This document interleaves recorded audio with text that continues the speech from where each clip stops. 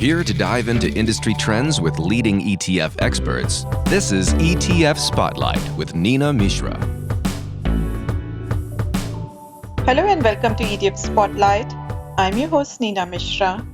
Before we start our interview with today's guest, a quick note about the challenging times that we are living in currently. We're all working remotely, but we will try to bring these podcasts to you on a regular basis.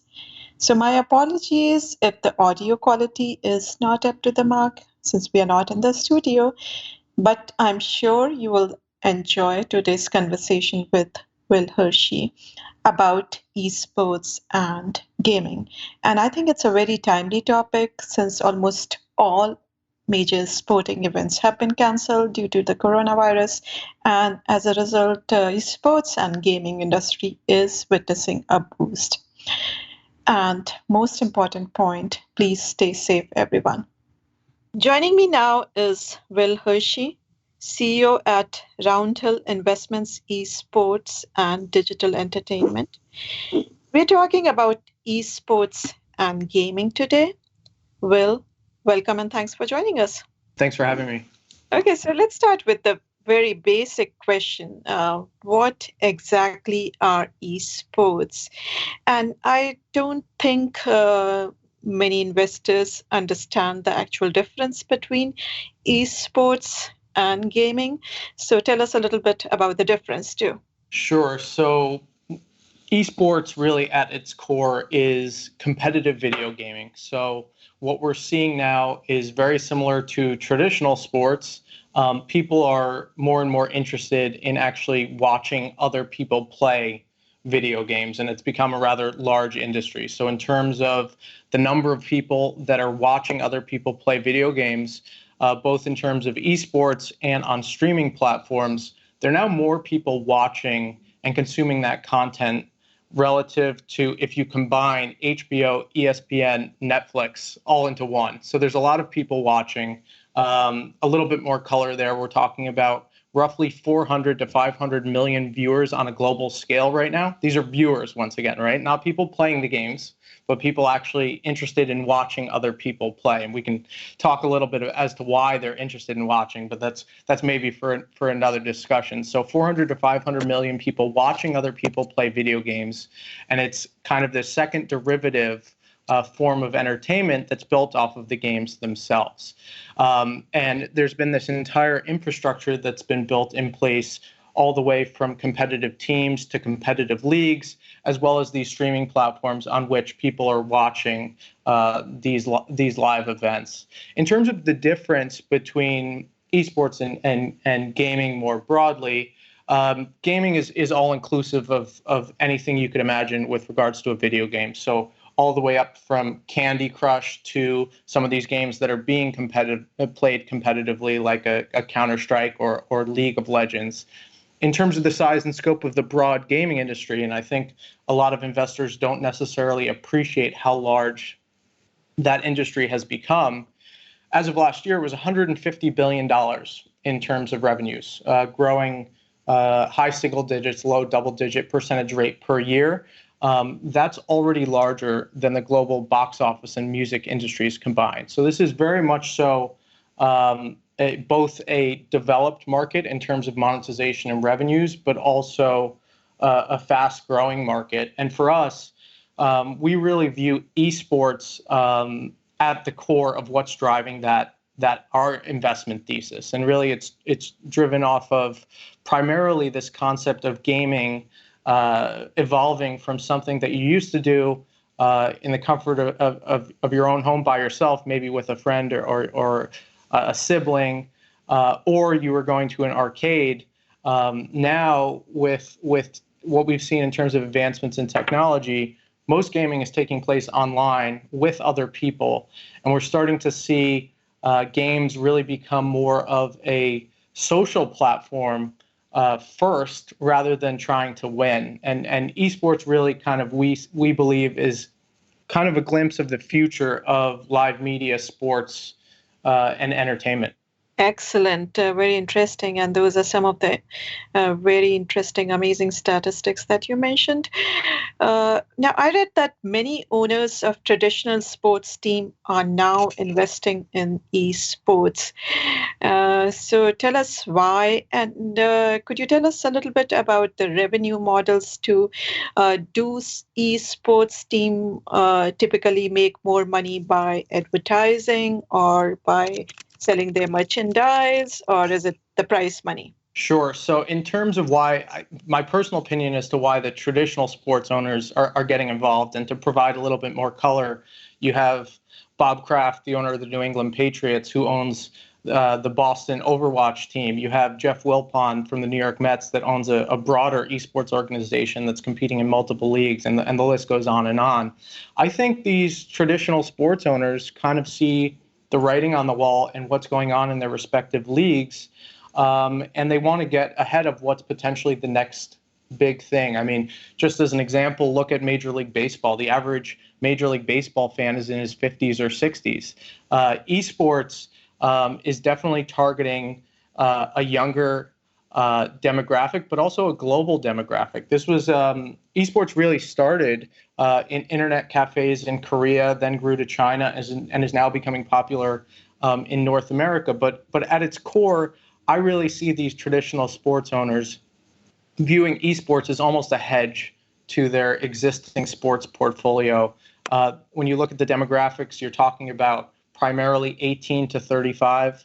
Definitely skews more towards male, but this is not only a younger audience that is going to be around for the future, but also one that is typically affluent, right? If you're spending money on video games and gaming consoles, you're an affluent audience as well. So from that perspective, it's a very attractive and hard to reach demographic, right? We're talking about Gen Z and millennials. These traditional sports owners see the growth that's happening there, and are looking to get involved. And in terms of the esports teams, we actually just a couple months ago had the first pure play esports team go public in Norway, Astralis Group. In terms of the esports teams, we're seeing valuations in the private markets as high as $400 million USD for some of these esports teams. And I think that just kind of speaks to kind of the potential future growth of the industry, and how they make money in a lot of ways looks and feels like traditional sports. So a primary source of revenue for these leagues and teams is going to be media rights. So allowing for a YouTube or a Twitch, which is owned by Amazon. These are a couple of the platforms that people watch these games on. Let them get exclusive licenses to your leagues. And a couple data points there. Bilibili, which is a Chinese streaming platform, just paid, I think it was $113 million over 3 years for a single game and for a single tournament just in China. Meanwhile, a more recent deal between Google's YouTube and Activision Blizzard was, I think, for $150 million over a similar time period, just for Activision Blizzard's games. So the media rights, I think, are really kind of the long-term revenue generation here. On top of that, you're also seeing big name, household name sponsors get involved with some of these leagues. Everyone from Toyota to Bud Light are getting involved in various esports leagues. So you have media rights, you have sponsorships, then you have more traditional advertising, and you mentioned prize pools, which we're starting to see really creep up and be actually higher than what you have in single player traditional sports like golf and tennis. The Fortnite World Cup which took place last year at Arthur Ashe Stadium in New York, was notorious because a 16-year-old won $3 million for coming in first place. So prize pools are also meanful as well. Makes a lot of sense. So, for the benefit of those of us who are not very familiar with this ecosystem, could you tell us about the entire landscape a little bit, including some of the top streaming and gaming platforms? You mentioned some of the major leagues and popular games.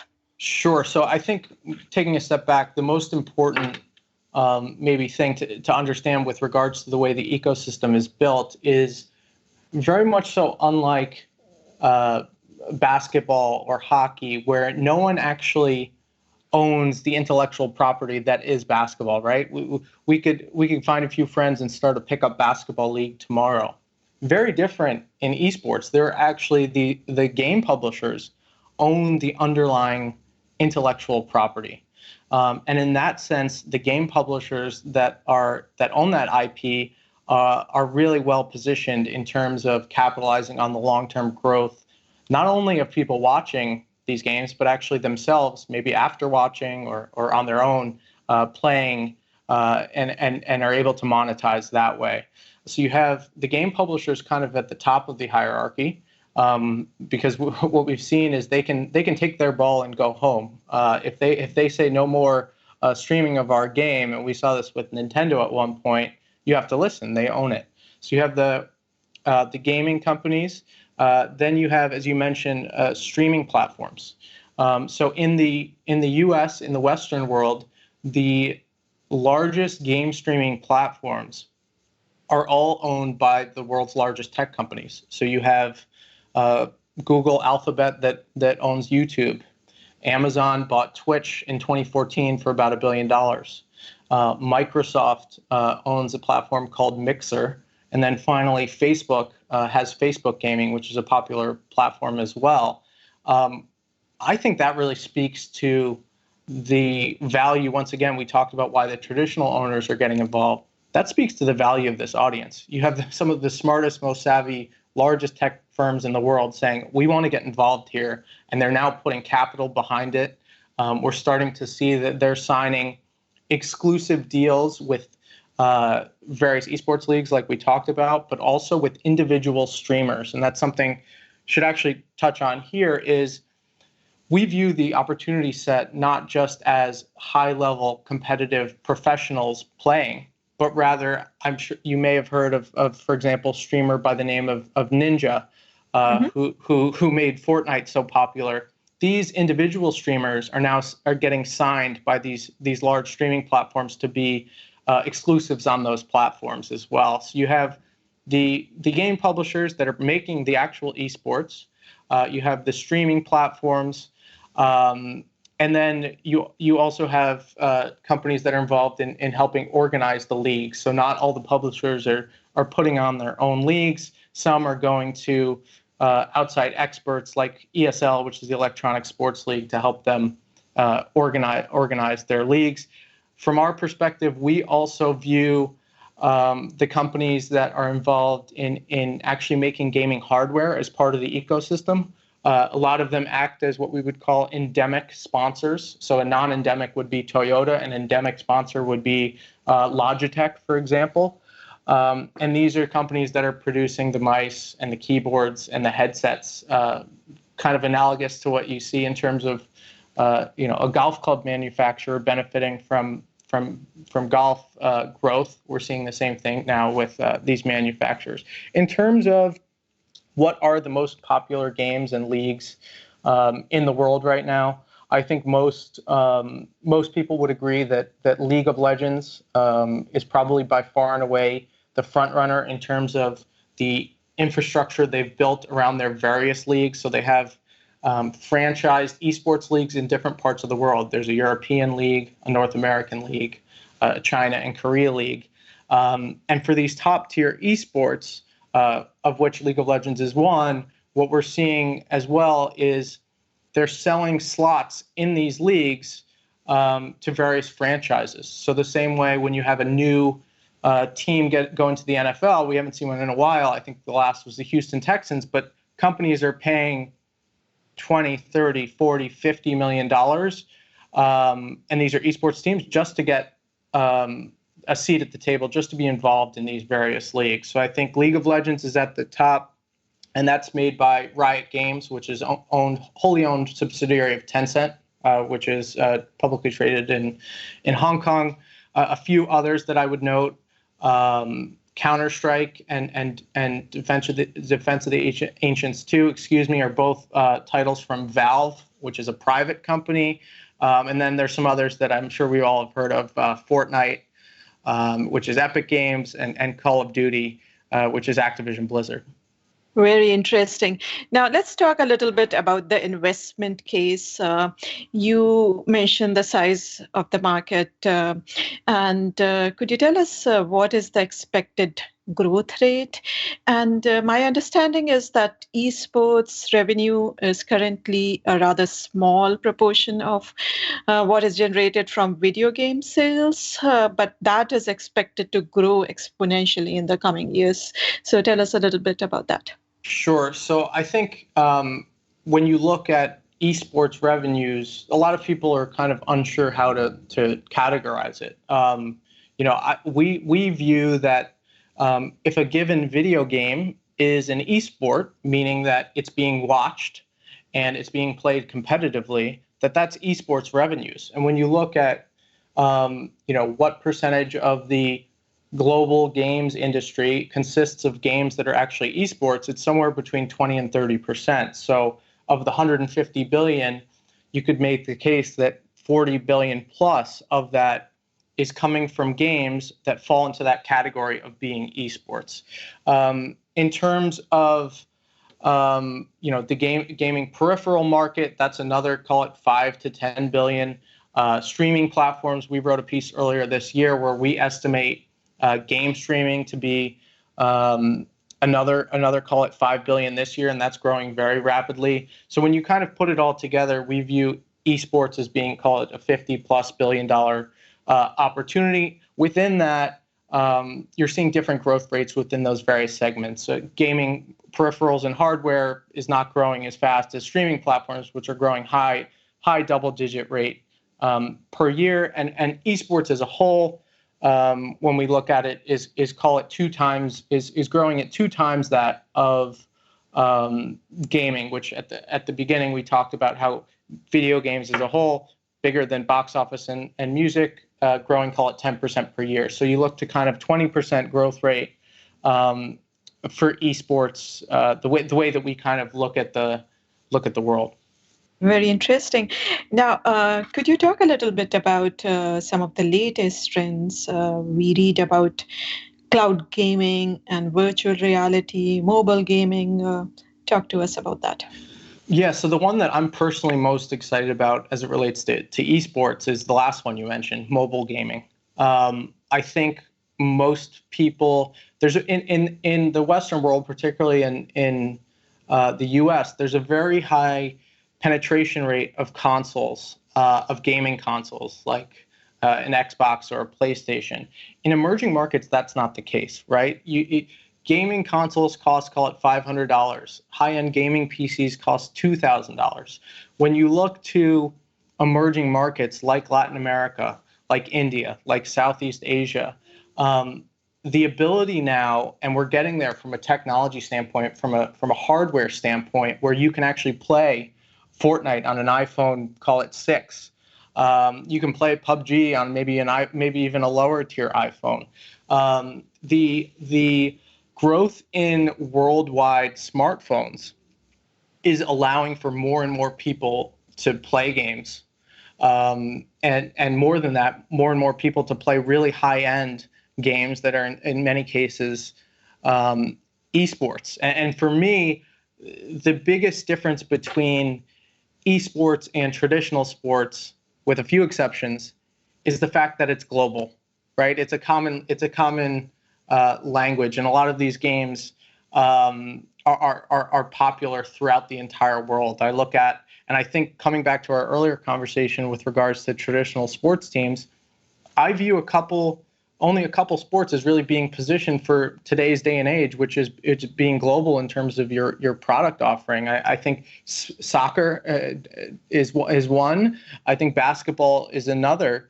But you have concerns with other sports in terms of their long-term feasibility, right?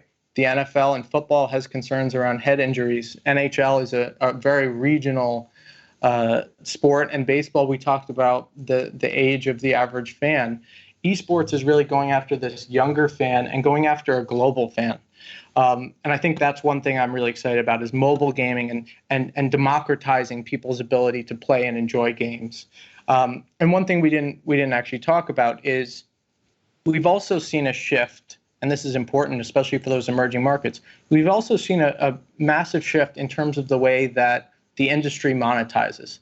It used to be when I grew up, you'd go to a GameStop and you'd purchase the cartridge and you'd play it, and once you played it, it was done. But it was a single point of contact purchase. What we're seeing in the games industry now is a shift towards not only digital downloads, but free to play. A lot of these games are free to play, free to download, and they're monetizing via microtransactions inside of the game. So people are making investments to make their outfit cooler or to buy a new dance move in a game like Fortnite. And that further allows for countries to get involved where, yeah, they can spend, a few dollars here and there on these microtransactions, but can't necessarily get involved with a $60 out-of-box game. The two other trends you talked about, cloud gaming and virtual reality, I think virtual reality is long-term. I mean, that's the kind of holy grail. But right now, it hasn't quite taken off the same way that maybe industry participants expected it to, call it 5 or 10 years ago. On the cloud gaming front, I think cloud gaming comes back to this concept of democratizing we talked about with mobile. With cloud gaming coming on, you won't need to necessarily invest in these gaming consoles to be able to play various games. We've seen earlier releases from Google and NVIDIA on that front. I think really where we need to get for the gaming world to really adopt cloud gaming more broadly is to reduce things like latency, like lag. You can imagine how if you're playing a fast-paced game, milliseconds can really be the difference in terms of a win or a loss. Those are some very interesting trends, and I like democratization of gaming. And as you mentioned, India and China countries, those countries are among the biggest smartphone markets in the world, and almost everyone has a smartphone. Maybe it's a cheap smartphone, but they have smartphones there. And and they don't have to spend hundreds of dollars on game consoles now. So this is going to be a huge market going forward. Now, you mentioned about speed and all these trends, new trends, whether it is mobile gaming or cloud gaming, they would require fast internet speeds. And that is why I think the rollout of 5G would be very beneficial for this industry. So could you tell us a little bit about how 5G is going to impact the esports industry? No, I don't know if I have too much to add because I'm certainly not an expert in terms of 5G technology, but I think you hit it right on the head. The two areas where that can really impact are mobile and cloud, and it's all about increasing the quality of, especially with cloud. If you're streaming a game from the cloud, the quality of that can be benefited by 5G, as well as the speed of your connection. In terms of esports in particular, I just touched on this, but you really have to have an equitable playing field in terms of quality of connection. As far as I know, 5G is really going to be the driving factor that allows for cloud gaming to really take off. Okay.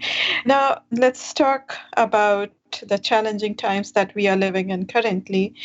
Due to coronavirus, all sporting events have been cancelled.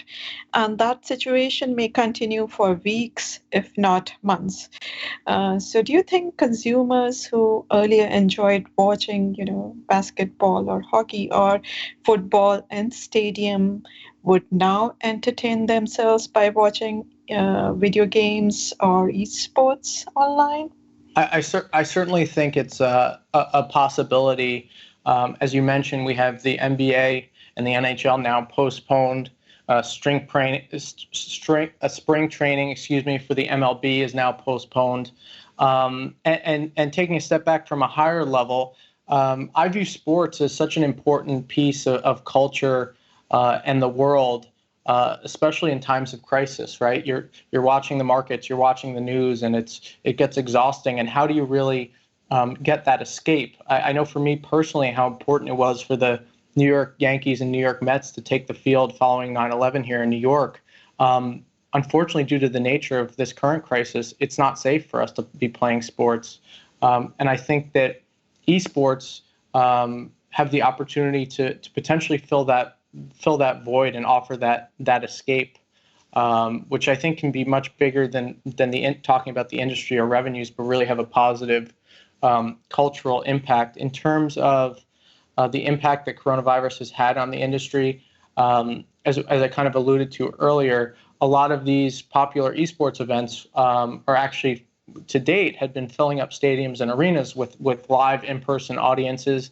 Those have been pulled back, but we've started to see a handful of leagues, including Activision Blizzard in terms of the Call of Duty League and the Overwatch League, Riot Games in terms of their League of Legends leagues, have moved or have planned to move their tournament and league play online. And I think, the very nature of video games is that they're digital, that they can be played online. They can be played in today's world in a safe, competitive, and fun environment. And I think like I said, I think it's really bigger than sports now. But I think they're doing the right thing, even if it's maybe not the perfect environment. That they're having these events continue to go on is important. So have you seen any evidence of the impact in countries like China and Italy now?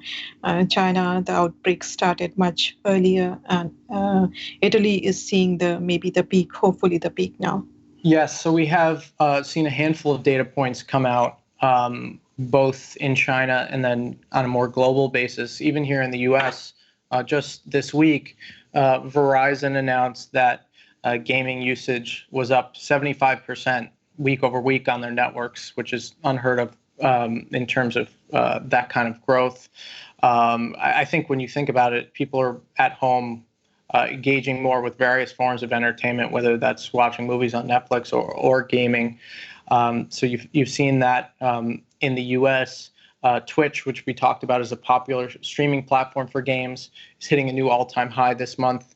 In terms of viewership, a PC gaming platform called Steam just hit a new record for concurrent users of 20 million people online at once. So we are starting to see data points suggest that more and more people are engaging with games, whether it's playing them or watching them. In China, in particular, as you mentioned, they've been under this new kind of quarantine dating back to kind of January and February.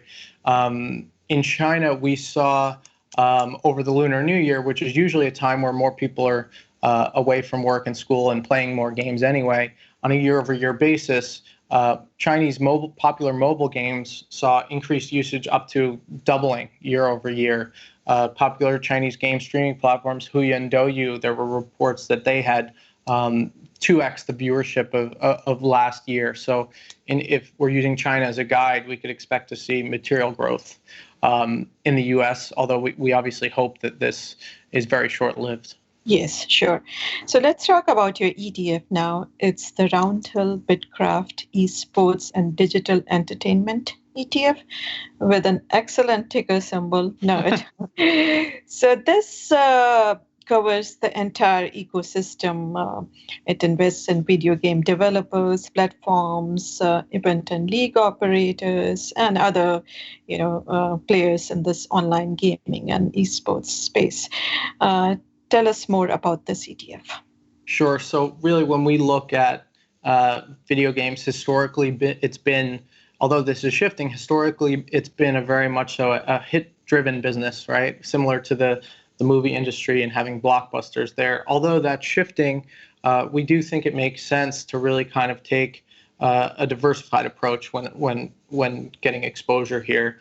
And you mentioned some of the categories of companies we're investing in. We kind of group it into three primary categories. The first one, are the game companies. We talked about them earlier. They own the intellectual property that's being played in these esports and really when we look to select the companies for our index, which we manage as well, it's really focusing on these companies that are tied to producing games that are being played as esports, that are being watched on streaming platforms. So that's the first. The second are these gaming hardware companies that are producing the peripherals we mentioned. And the third are kind of what we would categorize more broadly as media companies. These include everything from these streaming platforms. We're not investing in Amazon to get exposure to Twitch. We're more referring to pure plays, as well as some companies involved in live events and tournament organization. But really the way that we view thematic investing, and we've applied it to our first ETF, which is the Nerd ETF, is it's our job to really give people a pure play vehicle that's going to perform well if esports performs well, and vice versa if it doesn't. And we've taken the approach of not only basing our methodology on selecting securities on the basis of whether they're more exposed, but also have taken a unique approach in terms of weighting the portfolio, not on the basis of market cap. You could imagine a scenario where we included Amazon because it holds Twitch, and it would be, call it 50% of the index. I'm pulling that number out of the air. We don't think that really gets you what you're looking for in a thematic equity ETF. We've come up with a weighting methodology to assign a higher weight if based on our screening, you're more exposed to the theme. Yeah, that makes a lot of sense. Even though companies like Amazon, Microsoft, Google, they all are big players in this space, but they are not pure play esports or gaming companies. So to provide more pure play exposure, you need more smaller companies which are more involved in the area. So I'm looking at the top holdings. C Limited, which is a Singapore internet and mobile platform company. That is the top holding as of now. Then you have Douyu, which is a Chinese gaming company. Then there are some which I do recognize and know a little bit about. Activision Blizzard, Tencent Holdings, which you mentioned earlier, is also one of the top holdings. NetEase is also there. Would you like to talk a little bit about some of the top holdings that our listeners are not much familiar with? Sure. We can start with the top one you mentioned, which is C Limited. As you mentioned, a Singapore-based company. And really, when we look at C, it's a bit of a more what we would call broad-based company. So it has operations, some operations outside of gaming and esports, but its most profitable and revenue generative segment is its esports and digital entertainment segment called Garena. C and Garena actually produced a game called Free Fire, which exploded in terms of popularity in India and Latin America. It was the #1 most downloaded game last year. It takes the form of a battle royale, which is a similar format to Fortnite. And that game has, I think, as of last count, over 250 million registered users. It's one of the most popular games and esports in the world. We've seen events particularly in Brazil, actually, that have gotten 2 million peak concurrent viewers watching a mobile esport. They're really positioned extremely well for the growth of that game and mobile esports. That game has derived over $1 billion in revenues to date just from that single title. And they also have a gaming platform for people to download other games as well. Douyu, the second one that you mentioned, and I'll actually group it with its sister company, Huya, which is one of our other top holdings. Those two companies are Chinese game streaming platforms. So similar to what we have with things like Twitter and Facebook being banned in China, Twitch is banned in China as well. So they have localized game streaming platforms. These are the two that combined control a large majority of the Chinese game streaming market. The Chinese game streaming market is about 5 times the size of the US. And I think esports and streaming in general is much further along there in terms of social mainstream acceptance. I believe that those two companies, both of which I should say are backed by Tencent, really provide together exposure to what's one of the fastest growing markets in all of esports. And then finally, We've talked about it a couple times, but Activision Blizzard is probably, apart from maybe Riot Games, the most well-positioned to capitalize on this trend in esports. Activision Blizzard puts out both the Call of Duty League and the Overwatch League, which are two esports leagues that are not only franchised. We talked about people paying for slots in the franchise leagues. They monetize that way. But they've also taken a unique approach in terms of actually doing city-based teams. So there's the New York Excelsior for the Overwatch League and the New York Subliners for the Call of Duty League. They're really going all in and trying to make this replicate what we've seen in traditional sports, building community around localized teams. And in their portfolio, they also have other popular games that are popular as esports. Hearthstone, which is a collectible card game, World of Warcraft, which I think a lot of people have probably heard of as well. So they've really got probably arguably the best portfolio of esports titles globally. Excellent. That's all we have time for today. Well, thanks again for joining us. Thanks so much for having me. Thanks for listening. If you want to learn more about this ETF, please visit nerdetf.com. And make sure to be on the lookout for the next edition of ETF Spotlight. And also make sure to subscribe. If you have any comments or questions, please email podcast@zacks.com. This material is being provided for informational purposes only, and nothing herein constitutes investment, legal, accounting, or tax advice, or a recommendation to buy, sell, or hold a security. Do not act or rely upon the information and advice given in this podcast without seeking the services of competent and professional legal, tax, or accounting counsel. Publication and distribution of this podcast is not intended to create, and the information contained herein does not constitute an attorney-client relationship. No recommendation or advice is being given as to whether any investment or strategy is suitable for a particular investor. It should not be assumed that any investments in securities, companies, sectors, or markets identified and described were or will be profitable. All information is current as of the date herein and is subject to change without notice. Any views or opinions expressed may not reflect those of Zacks Investment Research as a whole.